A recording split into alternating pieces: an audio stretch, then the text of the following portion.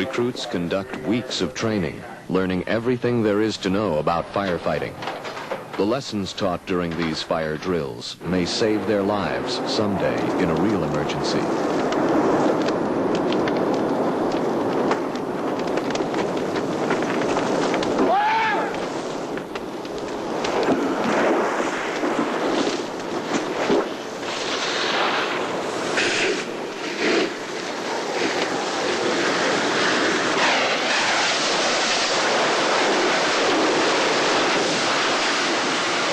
I haven't been to a fire yet that someone in some way isn't hurt. Car fire on a freeway, you have cars going 60 miles an hour, somebody makes a mistake, they can get hurt. The first interstate fire, we were up there, was you had degrees of upwards of 2,000. People's helmets were melting down over their heads. It's incredible. There's any incident you go to, there's some danger present. These young LAFD trainees get their first taste of working a fire in close quarters. The heat is intense. The visibility is minimal. They're taught to stay low to the ground, crawling as a team to search for victims. It is a harrowing experience. One of the instructors agrees to wear a helmet camera to capture the sights and sounds of firefighting up close to the blaze.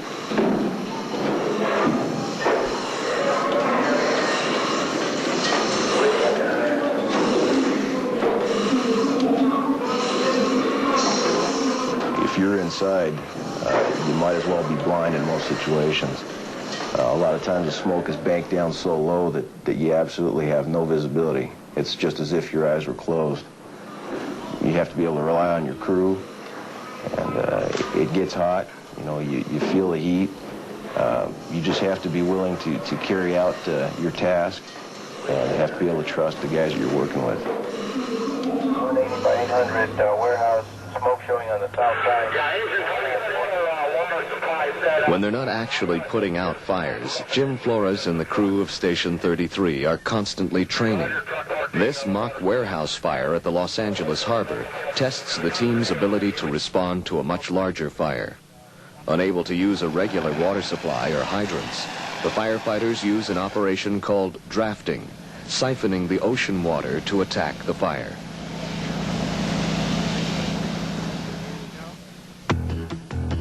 The recent storms and flooding in Southern California resulted in numerous water rescues. Here, the men and women of Station 33 learn the ropes on how to rescue flood victims. River right! River right! River right!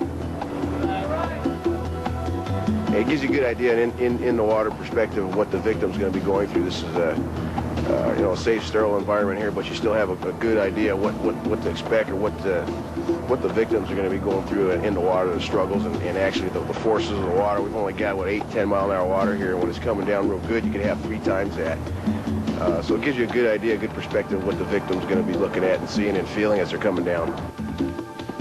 However, no firefighter could have ever imagined what occurred on April 29, 1992, the L.A. riots.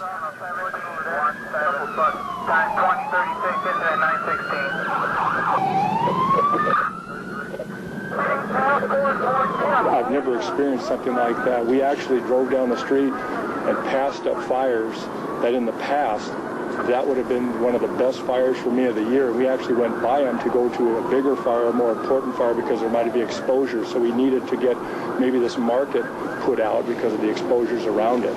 It was literally years of experience in 2 nights. It was unbelievable. I don't know any other word to explain it. Everywhere you look, there was fire.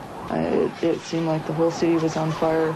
Most of all the structure fires we went to, we had orders not to do any interior fire attack, not to go on the roofs, just to control it and knock it down, not to put the fires out. We'd knock it down, then we'd move on to the next one and save what we could and prevent it from catching the exposure on fire. Seeing fire after fire like that it's awesome. To look out over the horizon and see 15 to 20 uncontrolled fires at one time, it's something that I've never seen before like that firsthand. The 3 days of rioting produced 5,249 structure fires, 600 more than were recorded in all of 1991. However, controlling the massive fires was not the only problem the firefighters had to face. You've got guys looking you in the eye and spitting on you, maybe throwing bottles at you, hearing bullets whiz by you. You hear a bullet go by close enough to hear it. It's too close, and it's kind of nerve-wracking and disappointing, because we're there to help people. We are by no means there to do anything but to help people, and for somebody to take that type of an attitude towards the fire department is extremely disappointing. I would have to say that that's probably my worst experience as a fireman.